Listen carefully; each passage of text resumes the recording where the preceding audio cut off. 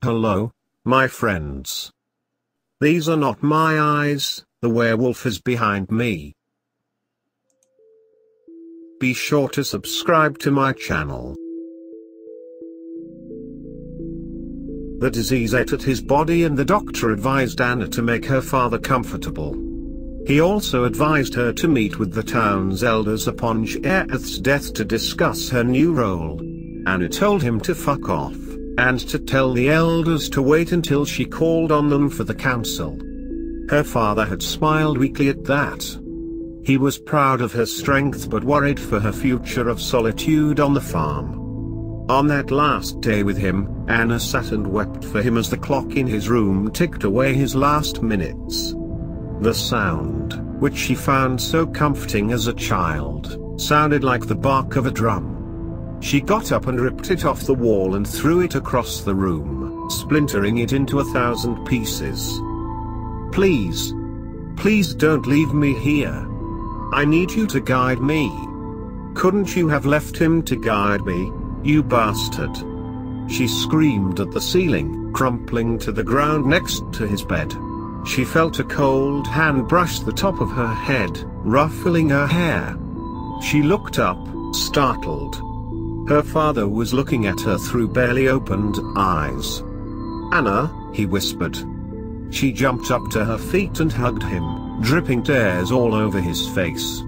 She sat up, looking into his face, and they looked at each other in silence for a minute. His eyes rolled away from her and the lids of his eyes started to close until he forced them open again, gripping his wavering consciousness, desperate to see her face. "Listen to me. You are my child. The things we do, what we are, it doesn't make us evil. It's been the way of this earth since the first men roamed its surface. The blood."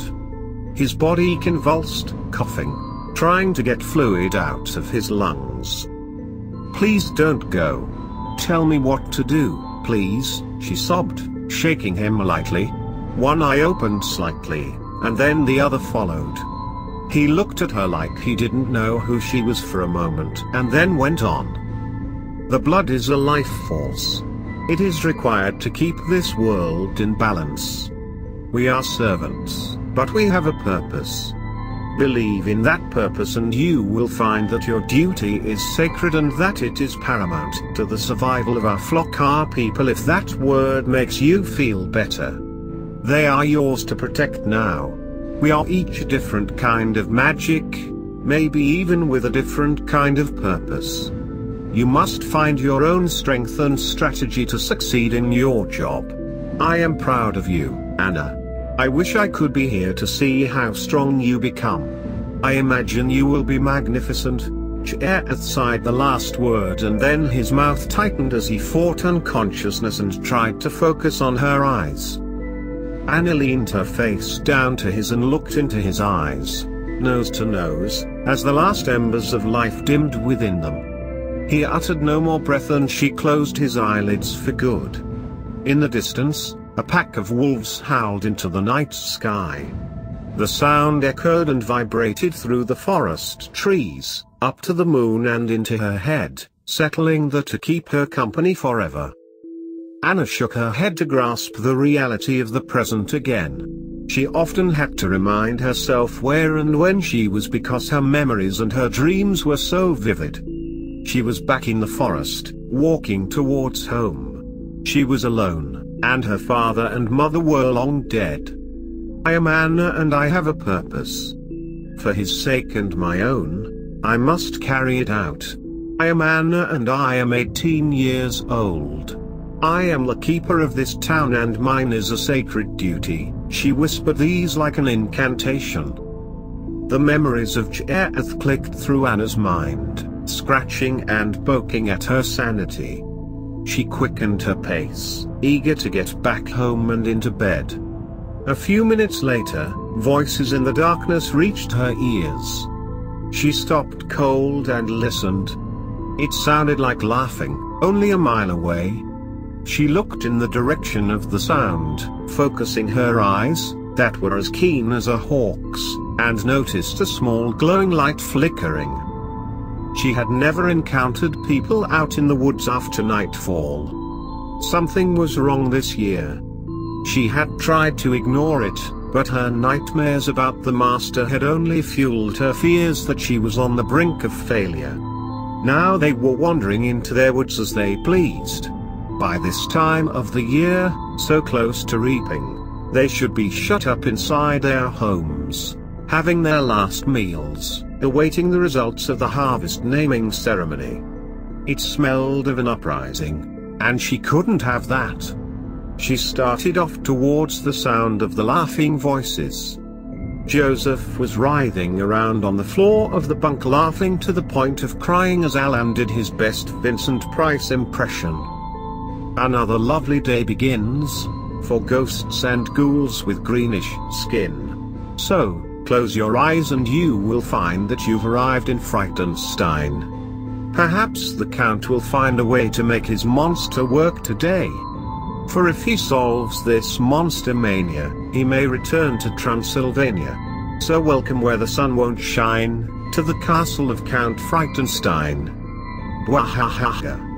Alan quoted with his arms outstretched like Frankenstein. He tried to keep raising one eyebrow, for dramatic effect, but kept twinking instead. He looked deranged. Stop, stop. It's so bad, Alan. Please tell me the real Vincent Price was better at being terrifying than that.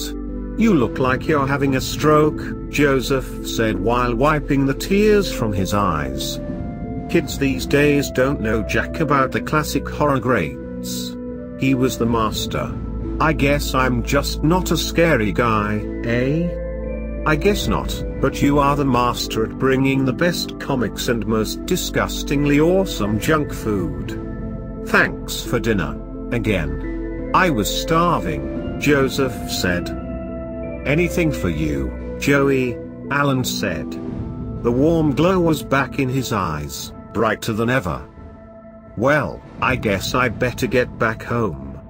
The last time I was gone this long, my mum threw all my stuff out. Not much stuff to throw out, but I would like to have something to wear tomorrow, Joseph said. He started to put his jacket on and gather up his new books. Joseph? Alan said in a small, wavering voice. Yeah? I need to talk to you. I had that thing I needed to talk to you about, Alan said. Oh, right, sure. What's up? Alan looked up at Joseph from his cushion on the floor and his eyes were brimming with tears. What's going on, Alan? Joseph asked. Alan rose up onto his knees and took Joseph's hands in his. They were rough and dirty, and they gripped his hands too tight. Joseph tried to back away a little. Alan pulled him back. You are my best friend and I love you, Joseph. I think you love me too. I think we have a very special connection. I don't want to live my life separate from you anymore, Alan said. Joseph's brain was buzzing with confusion and a cold fear was numbing his legs. Alan, what are you talking about? You're hurting me, Joseph said, as Alan pulled him closer with crushing strength. I think you know what I'm talking about, Joe. I'm talking about love. I want you to come away with me. I can give you a better life than you have here. I can protect you and love you. We can leave right now. We can get on a train and go far from here, somewhere where we can be alone. Alan was pulling Joseph down to the ground. Joseph felt his knees hit the ground and were nearly face to face with Alan. His hot breath smelled of death. Joseph started to cry. No, no. Please don't, he whimpered. He strained away, but the more he struggled, the more the panic rose inside of him. He whimpered like a trapped animal, trying to get his brain to grasp what was happening. Joe, I love you. Let me touch you, he said, as he gripped Joseph's small hands with one large hand and ran the fingers of his free hands down Joseph's tear-stained cheek. We love each other and there can't be love if we can't be intimate. Did you know that? Someone taught me that when I was young, and he was not so nice as me. He hurt me, but it was because he loved me. I don't want to hurt you, you see? I love you more than anything. I will protect you if you'll just be mine, Alan said, tears running down his face. One yellowed, long fingernail caressed Joseph's lips and Joseph's panic peaked. He bit Alan's finger hard enough to draw blood. Alan's grip loosened for one moment as he pulled his bleeding hand away and Joseph bolted out of his grip.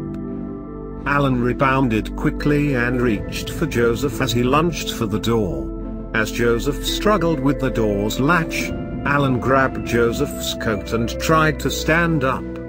He stood up fast and hit his head on the roof of the bunker, releasing Joseph's coat as he stumbled back a step and clutched his head.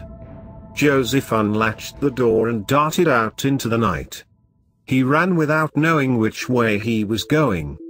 He felt like he was in a nightmare, his legs like jelly, going too slow.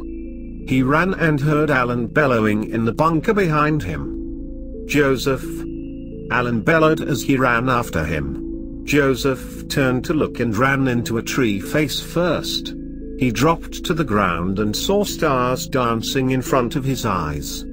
He tried to get up and fell again. He cupped his mouth with his hands and warm blood filled them.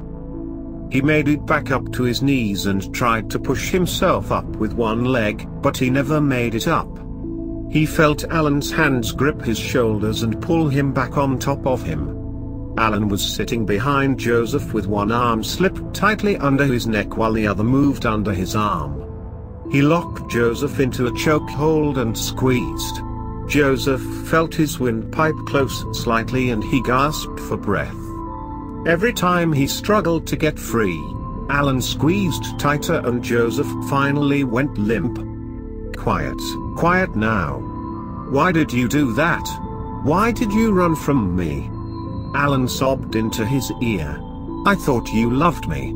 I would have taken care of you. Now, look at what I have to do. I don't want to do this, Joe.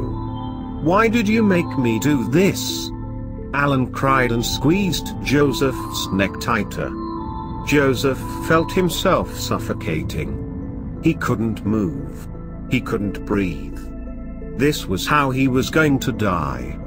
He concentrated on the patch of stars he could see through the trees as Alan rocked him slowly back and forth. Then he saw her. His brain could hardly make sense of her and he just stared, limp and dying. Anna was standing in front of them, about 20 feet away. She had sensed the boy was in trouble as soon as she came within 100 yards of the bunker. She knew before Joseph did. She smelled a human man's evil as soon as the blood dripped from Joseph's bite on his finger. She stood looking at the child suffocating in the evil thing's arms. The human men looked up at her, seemingly without surprise. Hello, Harpy, Alan sang with mirth in his eyes. Come to take my pet from me? He squeezed Joseph's neck tighter and Joseph went limp in his arms. Anna's fury triggered her transformation. Her feathered wings ripped out of her shoulder blades and unfolded with the sound of sails on a ship whipping in the wind. Her knees bent backward with a crack and her talons sliced out of her toes and fingertips. Liquid gold poured from her belly button and covered her legs in shimmering scales. Let him go, she hissed, her lips drawing back revealing rows of bladed teeth. Alan tossed the boy to the side and stood up, laughing and beckoning her. She lunged towards him on swift legs, her hands with long, pointed claws reaching out for him. He didn't attempt to move out of her way as she shot her legs up, her wings lifting her a foot off the ground. She sank her talons into his chest and lifted him up into the air just above the treetops. He was laughing. She grabbed his shirt lapels by her hands and lifted his face up to hers. What are you, that you don't fear me, you sick fuck? Oh little bird, you're too late, he laughed hysterically. She looked into his eyes and saw her master looking back at her. His power was inhabiting the vagrant's skin. She let go of the body in horror and let it fall back to the ground. It hit a tree branch with a sickening crack on the way down and landed on a fallen tree, its body breaking over it. Anna swooped down and landed a few feet away from him. She stared at the body, unsure of what she had seen. Alan's foot twitched. Then his arm shot up, broken in 3 places but still flopping around looking for leverage to lift itself up. Finally, it rose up, its neck hanging off to the right by a flap of loose skin, showing the protruding spine on the other side. Alan's body laughed and sputtered blood on his torn shirt. "I thought I would help you out this year, little one," the broken body said.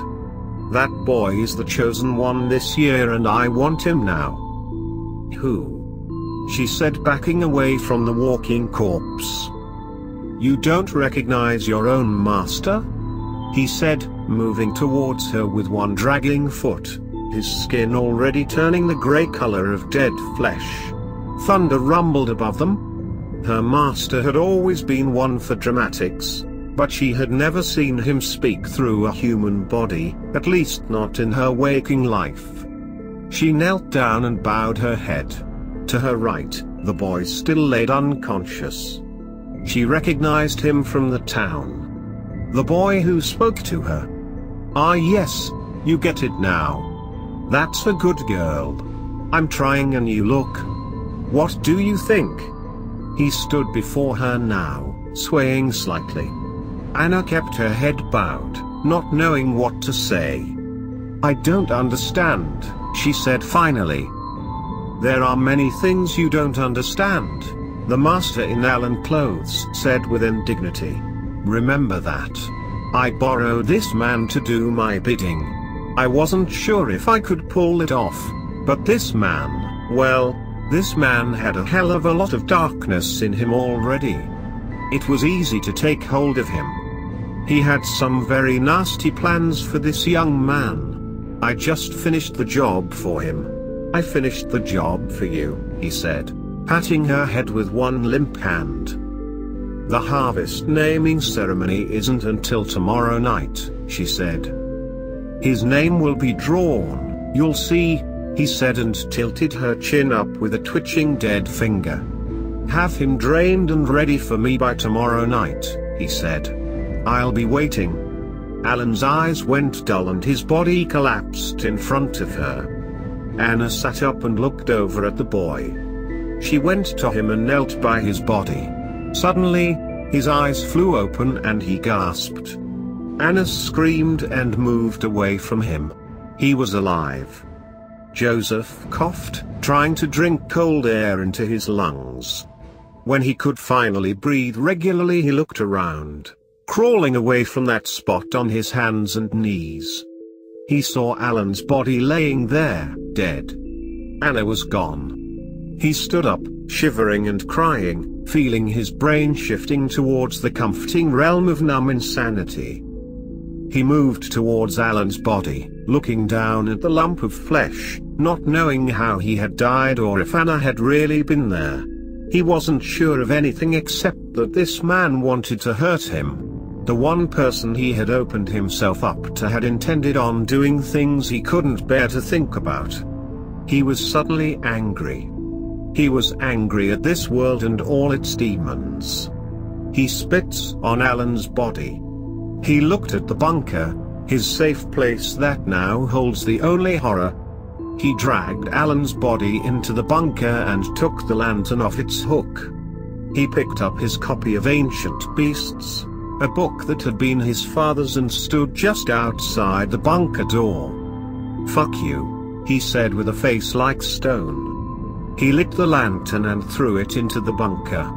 It exploded on the pillows and blankets and ignited immediately, consuming Alan and everything else inside.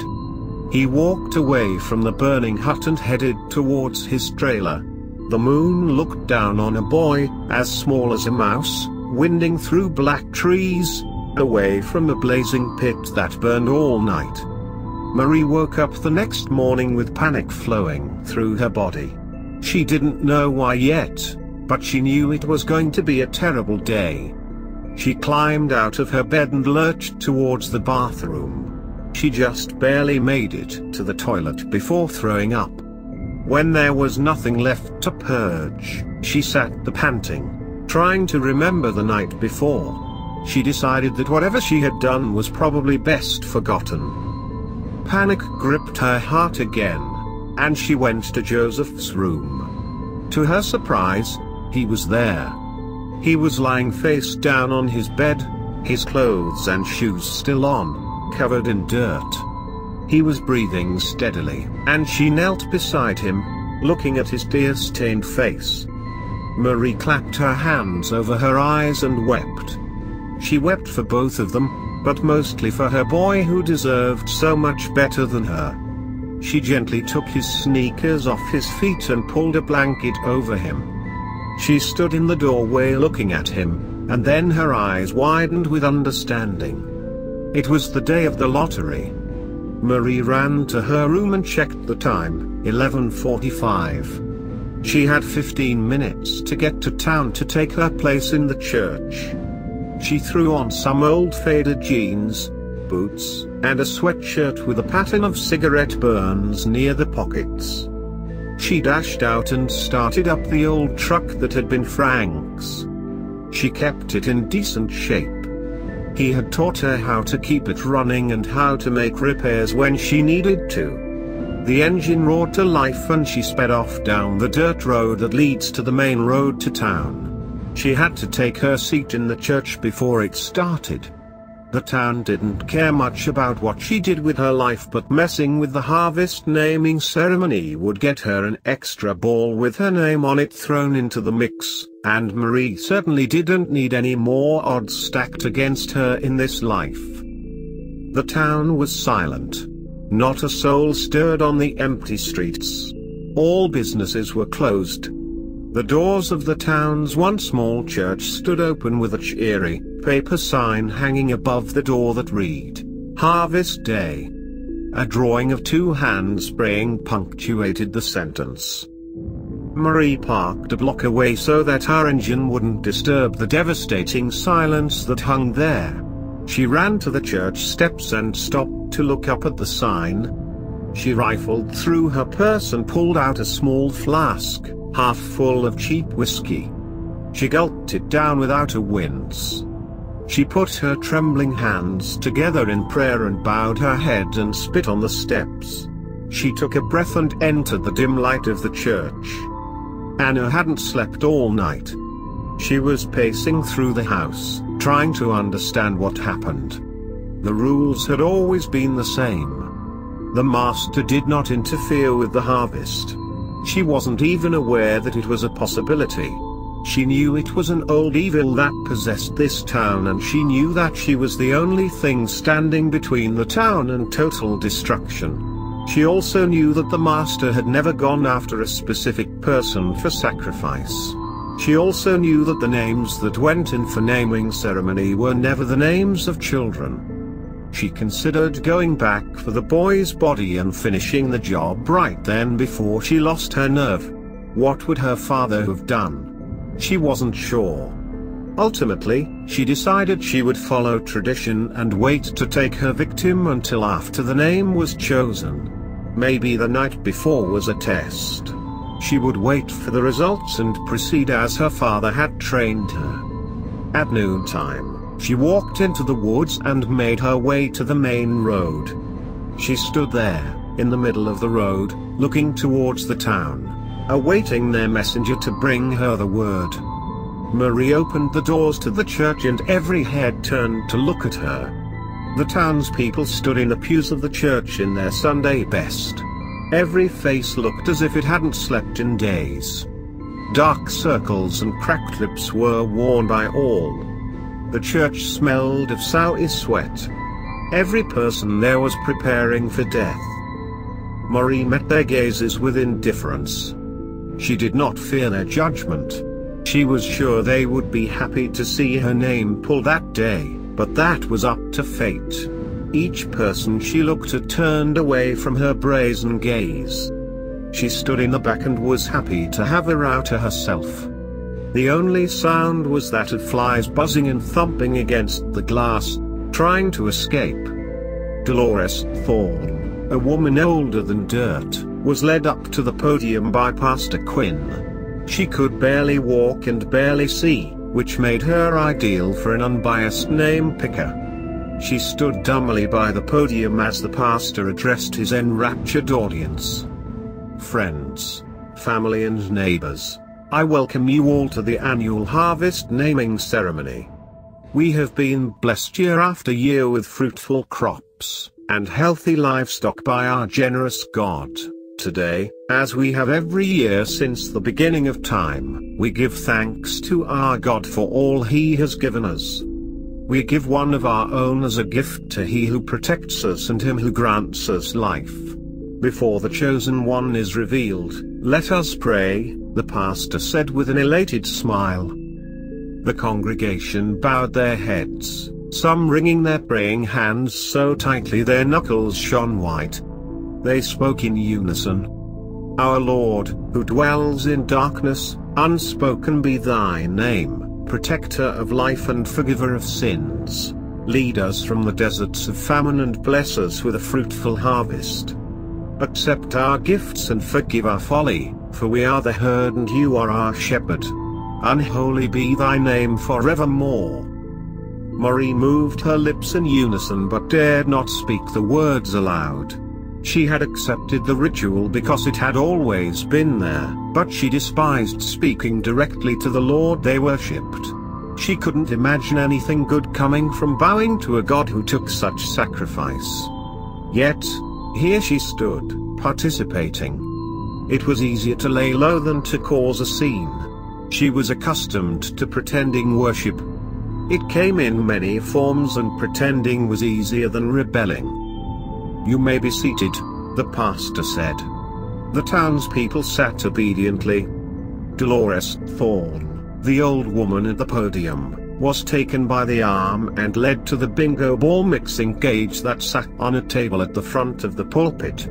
The pastor patted her shoulder and moved aside to take his seat in one of the elaborate wooden chairs behind the podium. Dolores adjusted her glasses and squinted at the handle of the copper mixer. It held dozens of white plastic balls with the names of the townspeople drawn on them in permanent marker. She raised her eyebrows and jerked her frail hand towards the handle that rotated the contraption. As soon as her paper-thin hand touched the handle, her body stiffened, and her chin tilted up to point at the ceiling. A shudder ran through her body and she looked for a moment like she might tip over backward. A few of the townspeople gasped. After a moment, she stopped twitching, her body relaxed like butter melting and her head lowered to reveal razor-sharp eyes. She surveyed the room, chuckled, and turned the handle of the mixer with the ease of a teenager. She pulled her Coke bottle glasses off and surveyed the room of townspeople with glee. Dolores rotated the cage of names faster and faster until it tipped up on one leg every time she pushed down. Finally, she stopped and grinned at the avid watchers with black, rotten teeth. Ready? She tittered. An uncomfortable sigh washed through the crowd. Marie looked at the woman on stage. It was a woman she had known since she was a girl. A woman who handed out Halloween candy every year and was a substitute teacher at the schoolhouse. Marie looked at Mrs. Thorne and knew that it was not her standing before them. Her eyes had never been so malicious. Mrs. Thorne was the only woman Marie knew who had openly stood against the lottery. In the 70s she tried to start a protest, standing in front of the church by herself because everyone else was too afraid to do it. They burned her house down for that, and her son died in the fire. After that, she resigned to an almost catatonic state of living, still trying to help others when she could, but lacking the fire she had been born with. This woman standing on the pulpit was not that woman. She was an evil creature, taking delight in the fear of others. Marie was too stunned to move. She felt the earth shifting beneath her and believed if she looked down she would see a gaping maw waiting to receive her into hell. Tears leaked down onto her cheeks as she stared into the eyes of whatever was inside Dolores Thorne. Dolores opened the delicate metal gate of the mixer and reached her small hand inside. She never took her eyes off Marie. Inside, her mummy's hand sifted through the plastic balls that all read Joseph Baker. Marie suddenly shot up out of her seat. She could hear necks creaking to look at her. Dolores saw the thing inside of Dolores looked at her with burning hatred and a smile that oozed spit onto its chin in yellow strings. Dolores held the chosen ball in her hand and raised it up over her head. Marie ran out of the pew. As she ran out of the door she could hear Dolores' voice croak out Joseph's name. A sigh of relief wafted out of the church after her. Then there was the sound of pursuit. Feet stomped down the aisle after her as she fled to her truck. Joseph dreamed of Anna. He was standing in a clearing in the woods, and the most beautiful voice he ever heard was singing a sad melody. It floated around him and made him dizzy. He laid down on the cool, soft grass and looked up at the moon. It was full and seemed very close. He could see all the peaks and valleys of the moon's surface. The song grew louder, and he could smell flowers and pine trees. Suddenly, the song stopped, and he sat up, dazed. At the edge of the trees, a beautiful young woman was watching him. It was Anna, the girl from the town. The girl who had saved him. At least he thought she had saved him, but he couldn't remember what exactly had happened. His psyche was wounded, much like his bruised neck. It hid the events of the previous night from him to protect and comfort him, and he was fine with that. He just wanted to hear her sing. She looked at him, her hair hanging over her shoulders, covering her naked body. Her eyes were a soft blue, like the sky. She smiled at him and opened her arms out like she was waiting for a hug. He smiled back, and then a twig snapped in the woods to his right. His head whipped towards the sound and he saw a dark shape looking at him from behind a tree. Its eyes glowed and flickered like fire. The singing started again, and he looked back to Anna. She was moving towards him, her delicate feet dragging lightly along the grass as if she was floating. Her voice caressed his tortured brain and he felt his eyes start to close. Suddenly, he could smell burning. The smell of burning hair and flesh filled his nostrils and his eyes bulged open, rolling to the right where bright light flickered and rolled. He turned his head towards the light and saw a man engulfed in flames flailing and shambling towards him out of the tree line. The burning thing started to scream from a blackened hole where the mouth used to be, and then it was upon him. The burning hands groped for his neck and stiffened them like two burning irons. Joseph tried to scream, but the fire filled his mouth and made ashes of his tongue. He felt his eyeballs melting out of his eye sockets as the burning man laid on top of him. "Joseph, I love you," it whispered with a voice like a crackling fireplace. Joseph sat up with every ounce of energy he had in his body and jolted himself awake. Joseph sat up in his bed, gasping for air. He couldn't catch his breath until he realized that his own hands were clutching his throat. He pulled them off and looked at them, turning them over, wondering if they were his own. Finally, they went limp at his sides. He looked down at the floor and saw the Book of Myths. He picked it up and paged through it, longing for his father for the first time in years. He had read the book many times over after finding it under his mother's bed when he was a kid. In fact, it may have been the reason he had dared to ask her about her father that day when he was 6. He had managed to hide its secret from her all these years. He liked to look at his father's handwriting, which swirled around the edges of the printed words and pictures of mythic creatures. Joseph opened to a dog-eared page near the back that he had never seen the page before. It was impossible that he could have missed it after all these years, but there it was. At the top of the page was a drawing of Cerberus, the three-headed guard dog of Hades. It read, "In ancient Greek mythology, Cerberus is often depicted as a rabid dog with 3 heads, a serpent's tail, the claws of a lion and a mane of snakes. In some versions of the tale, one head represented birth, another youth, and another old age. Cerberus was known to keep the dead from returning to the real world, and the guard dog appears in various stories and books from other cultures as well. In most depictions of the ancient beast, Cerberus is described as a loyal, yet terrifying guard dog, beholden to Hades' gate. However, in a few lesser-known versions, Cerberus was sent out to retrieve roaming demons in the mortal realm and drag them back to their rightful place in hell. Underneath this circled passage was a painting of Cerberus, its left head snarling and drooling, its right head mid-bark, and its middle head staring forward with a calm and determined expression that could freeze the blood of human and demon alike. Behind the guard dog, a ring of vibrant flames encircled its 3 heads like a hellish halo. A looming black archway leading into what could only be the underworld was sketched behind the flaming beast. Joseph was mesmerized.